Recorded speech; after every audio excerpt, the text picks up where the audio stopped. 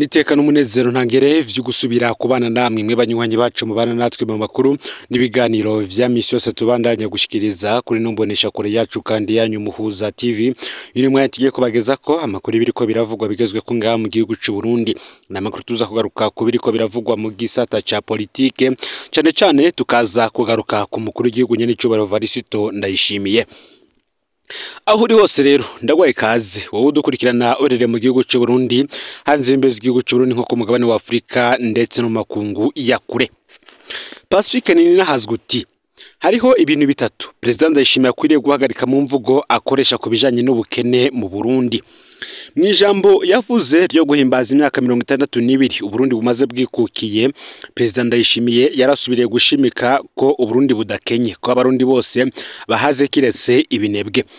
Nkuko ngo bigenda mu majambo yiwe menshi, President Ndayishimiye yahavuye yivuguruza ahava kandi araronkabo atako impamvu Burundi bukenye, agira kwemeza ko Burundi budakenye, akarangiza yemeza ko bukenye, mbere akanerekana ababitera. Kubwa Pacifique Ninahazwe ngibi ibintu bitatu vyihutirwa President Ndayishimiye ngo akwiriye gufuta mu mvugo ye. Icambere, Uburundi ntibukenye. Niko ntibiryoshe kwa dusoma ahantu hose ko Burundi arico gihugu cambere gikenye mw'isi, biradusuzuguza. Ome ngo batubwiye ko abarundi turi ibijuju vya mbere mw'isi canke ibinebwe vya mbere mw'isi. Ngije nanje sindavyemera. Ngariko Uburundi burakenye. Ubutunzi kamere turabufise, budahinguwe ngo butwinjiriza amahera tuguma dukenye. Umushikiranganje wa mbere Gervais Ndirakobuce niwe yabwiye inama nshinga amateka ko ivyo turimwo ari inkurikizi z'ikiringo ca gatatu ca Nkurunziza. Yagize ati kirya gihe ntavyo mwabonye kubera twari dufise amareserve, ariko ubu yaraheze. Umwanka canke umukunda, Gervais Ndirakobuce arafise ico yisangije kuvugisha ukuri uko ikintu akizi. Ico abashinga amateka batabaje Ndirakobuce ningene ayo mareserve yononywe mu kiringo ca gatatu ca Nkurunziza. Nkurunziza ngo yaguze abajenerali kugira bamugumeko, afyatura amamiliyari y'amafaranga y'amarundi arabagabira, naho baraja kurunda muhira. Bamwe batangura kugura amazu hanze mu bihugu vya Canada, Australia, Afrika y'Epfo, Kenya ndetse n'ahandi. Aho rero niho bitangura kugoranira kuko vya bifaranga bafyatura taco bimaze, babitanga muri banke mu Burundi, hanze agasoka amadolari ya BRB. Ngizo rero reserve ziragiye. Ubu bandi ibakoresheje ni bwinshi cyane, vyosaba inkuru igenewe kwerekana ingene ibihangange vyaturiye ubutunzi bw'u Burundi birakomba biroza. Igihugu kidafise reserve ni ukuvuga ko kiba kidafise amafaranga yo kurangura ivyo gikeneye hanze. Muribuka ko Perezida wa Tanzania yigeze kudutwenga ko tutanafise reserve yo kugura ivyo dukeneye indwi zibiri gusa. Ico gihe nkeka ko vyari bikigendeka. President Ndayishimiye wenyene ubwo yarakoresheje ijambo verite ngo jewe nama nibaza umunsi twagezaho atani faranga na rimwe rizoba risigaye mu kigega. Mu bisanzwe nta president avuga ivyo bintu, kirazira nta numwe asubira kwizera igihugu ciyemerera ko kigira gihombe. Uburundi ngo burakenye, ikimenyetso ca mbere nuko tubura amafaranga yo kugura igitoro gikwiye. Nakamaro ko President Ndayishimiye yama aturirimbira ko dutunze kurusha Ubushinwa k'amafaranga y'Inyabihanga ngana n'amadolari y'Abanyamerika.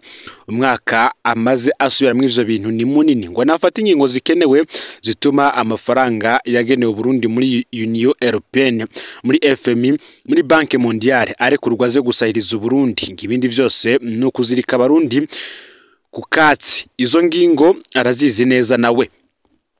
Icya kabiri ngo President Varisito Ndayishimiye imvugo ya kabiri agomba kureka niyi igira gutya: abarundi bose barahaze kiretse ibinebwe. Pacifique Ninahazwe uti sinemera na gato iko abarundi ari ibinebwe. Imisi yose mvugana n'abarundi bagwana barondera inzira zose zishoboka kugira ngo baje kurondera akazi. Ubu bageze aho bapfungirwa mu bibuga vy'indege muri za Philippines, Korea y'ubumanuko, Singapore n'ahandi. Abarundi birigwa baricwa muri Afrika y'Epfo, muri Zambia, muri Sudani y'Epfo, muri Kenya no muri Tanzania. Hose abarundi basanga bariko baragwana n'ubuzima. Uravye ubuzi bakora mu bihugu bitandukanye vyo mu karere, uravye umuruha abarundi babamwo muri ivyo bihugu bagahembwa intica nikize. Uharuye kandi abakenyezi n'abigeme bariko baratabukira mu bihugu vya Buraya murantunge vy'Abarabu, ariko bakarinda uburuhe n'ibitutsi kugira ngo batunge imiryango. Ubonye kandi ubuzima abarundi babamo muri Katari na Dubai ariko bakarya umutima amenyo kugira ngo batunge imiryango, munyuma kumva perezida avuga ngo abarundi ni binebwe, ngiki ni igitutsi gikomeye. Abarundi barakeneye gukora, leta nishireho inzira zituma abanyamitahe bizigira Burundi maze ubuzi buboneke. Leta kandi ngo niyitwararike kandi bimwe biboneka iteka ry'umukozi. Ngo birateye isoni kubona imyaka iniheze abakora ubuzi bwo kurarira batabaza leta ariko nayo ikica amatwi.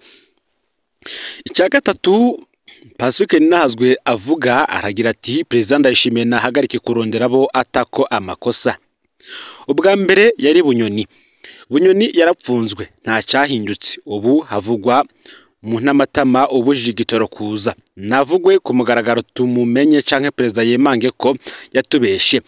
Kuko abashikiranganje bose bavuga ko ikibazo c'ikena ry'igitoro gihagaze ku bukene bw'amafaranga mva makungu. None amafaranga yarabonetse, uwo muntu aca arabuza ko tugura igitoro. Kubera iki ngabashikiranganje vyega batazi ico kintu. Mu gikorane cy'inyabihanga Perezida Ndayishimiye yari yatanguye gusigura ko igitoro kibuze kubera imodoka zikinywa ziguma zongerekana, none zinywa ica gusa. Ntiziriha Uburundi bwa bufise imiduga kurusha ibihugu byose byo mu karere. Mu birori byo kwingina ukwikukira kugenekerezo ya mbere mu kakaro uyu mwaka wa 2024 Igitega, amaze kwivuguruza akagaruka kwemera ubukene, Perezida Ndayishimiye yaciye ahindukira ata ubwo bukene ku banyagihugu ngo nibo babuteje, ngo ndimiranje babeshejweho n'urwenge, abasega canke bakaba abasuku babandi abizeye gukamisha ivyicaro.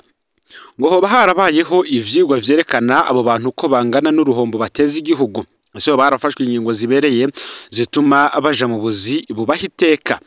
Izi mvugo zituka abanyagihugu zikarondera kubumvisha ko batoraba amakosa ya leta, ahubwo ko bokwita ko imirarwe bonyine. Intumbero ngo nimwe ko atanumwe abazwa ingorane ziri mu gihugu. Ngo perezida, iyi diske y'amayeri irashaje, ngo fata ingingo zikenewe kandi zikiza Uburundi. Umushikiranganje wa mbere wawe yaratomoyaho umuziki bazuri, burya woheza izo njyane z'umwaka wa 2015, burya wofatanya abarundi bose, burya wobana neza n'ababanyuka reka kwiyugarira ko mbere ico wari wagitanguye neza, burya wosubiza umwidegenze abarundi maze amakunga akakwizera intambwe ikiza Uburundi woba uyinjiyemwo. Ngibindi vyose ni ibitito. Ngibi rero ivyo Pacifique Ninahazwe avuga ko Perezida Evariste Ndayishimiye agomba kureka, kuko aya majambo yirirwa arashikiriza umunsi ku munsi ariyo atumye abarundi n'ubundi badatera imbere, ahubwo akabatako amakosa kugira ngo bobo bibagirwe ivyo leta yakabaye iriko irabashikiriza. Muyandi makuru kandi muri Nord Kivu muri Republika Iharanira Rusange ya Kongo, abarundi bamaze imyaka irenga 30 bahungiye Goma bari mu gahinda. Igisagara ca Goma kiri mu ntara Nord Kivu muri Republika Iharanira Rusange ya Kongo kirimwo abarundi benshi, bamwe bahungiye mu myaka za 90, bakavuga ko bafise ingorane nyinshi harimo gukumirwa kubera intambara Kongo iri kigwana na M23. Abarundi bahunze injyane zagumye zisubiriza muri ico gihugu kiri mu bito vyo muri Afrika y'ubuseruko bari Goma ku mugwa mukuru wa Nord Kivu. Bavuga ko bahanzwe na vyinshi kubera umutekano muke uri muri Kongo. Uti nashitse ngaha mu mwaka wa 1992 mva muri Sud Kivu ndi kumwe n'umuryango wanje. Iyo myaka yose twabana neza cyane n'abakongomani, bivugwa na Aline Nahimana. Avuga mugabo ko umutekano watitutse kandi ko bitera vyunyuka mu buseruko bwa Republika Iharanira Rusange ya Kongo. Ubwa mbere hoho twebwe tuvuga Ikirundi, ururimi rwacu rukaba rusa cyane n'ikinyarwanda, bagaca batwitiranya n'abanyarwanda niko bavuga.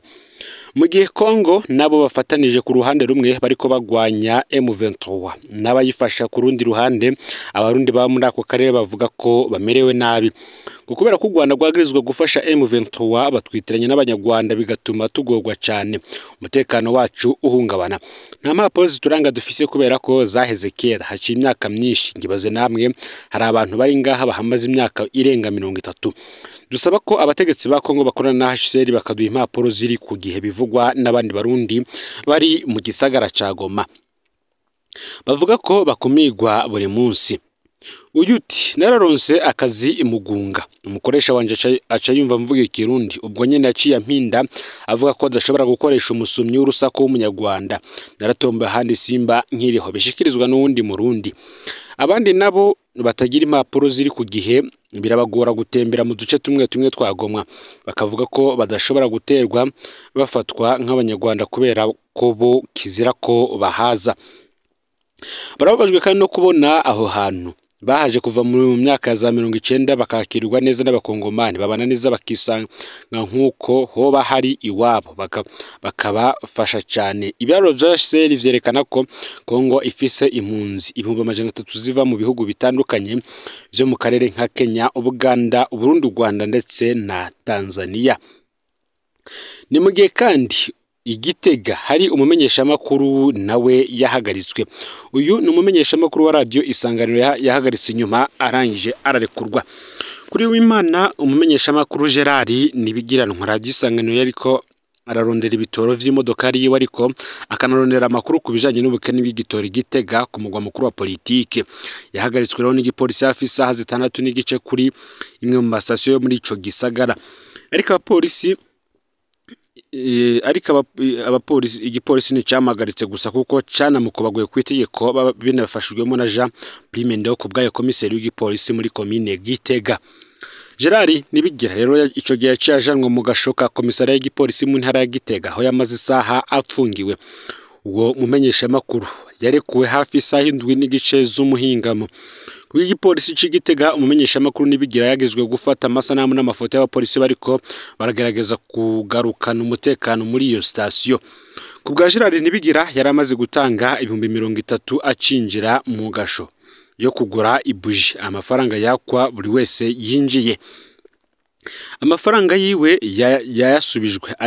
yarayasubijwe ariko akababazwa nuko agira ati amatelefone yanje 2 aracabitswe kandi ari mu minwe y'urongoye igipolisi muri commune ya Gitega ivyo bikorwa Gerard nibigira abona ko ari terabwoba riguma yibonekeza mu gihugu kuva kugenekerezo ya 2023 rusama guheze wakora ikinyamakuru iwacu Igitega Jean Noel Manirakiza yarakubaguye ibikoresho vyiwe vy'akazi navyo birafatwa na komiseri ajejwe igipolisi mu ntara ya Gitega Colonel de Police Evariste Habagurimana misi 10 nyuma yaho Pascal Ntakirutimana ajejwe igisata ca politike mu kimenyesha makuru iwacu nawe yarahatswe kunyuruzwa muri zone c'ibitoke mu gisagara ca Bujumbura nayo mu ntango y'indwi icicaro c'ikimenyesha makuru iwacu cyaratewe amabuye indongozi z'u Burundi ntiziyamiriza ikintu na kimwe no vyabaye mu akavuga ko urwego rwo kumenyesha amakuru narwo rukwiriye gukingirwa kuko nabo bari mu bafasha byinshi ndetse no mu guterera bikorwa vy'iterambere